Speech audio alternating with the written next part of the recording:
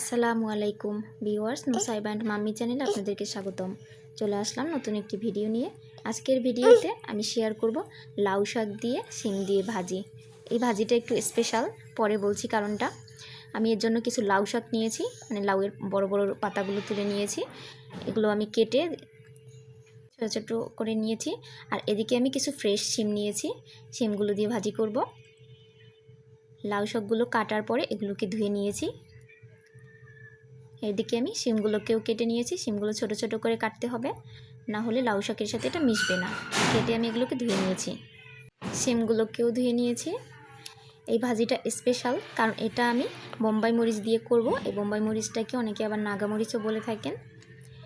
আমি প্রথমেই ধুয়ে রাখা শিমগুলোকে একটা কড়াইয়ে দিয়ে দিচ্ছি। এর ভেতরে কিছুটা পানি দিয়ে দিচ্ছি, পানির পরিমাণটা কমিয়ে দিতে হবে। এরপরে এর ভেতরে আমি কিছুটা লবণ দিয়ে দিচ্ছি।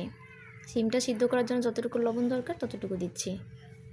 একটু নেড়েচেড়ে দিয়ে একটা ঢাকনা দিয়ে ঢেকে আমি প্রথমে শিমগুলোকে সিদ্ধ করে নিব।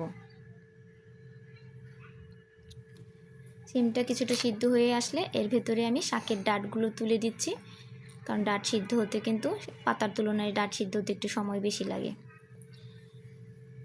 কিছু সময় জাল দিয়ে নিচ্ছি। যখন দেখা যাবে শিম আর ডাঁটগুলো একটু সিদ্ধ হয়ে আসছে, তখন আমি এর উপর দিয়ে শাকগুলোকে দিয়ে দিচ্ছি। এবং শাকে যে পরিমাণ শাক নেবেন সেই পরিমাণ মতো লবণ ব্যবহার করবেন। আমি শাকটাকে ঢেকে দেইনি, কিছু সময় রেখে দেওয়ার পরে শাক একদম দিয়ে গিয়েছিল। এরপরে আমি শাকের পুরো পানিটা শুকিয়ে নিলাম। দেখতেই পাচ্ছেন একদম পুরো শুকনো শুকনো করে নিয়েছি। আমি দুইটা বড় সাইজের পেঁয়াজ কুচি করে নিয়েছি, আর এর ভেতরে নাগামরিচটা কুচি করে দিয়েছি।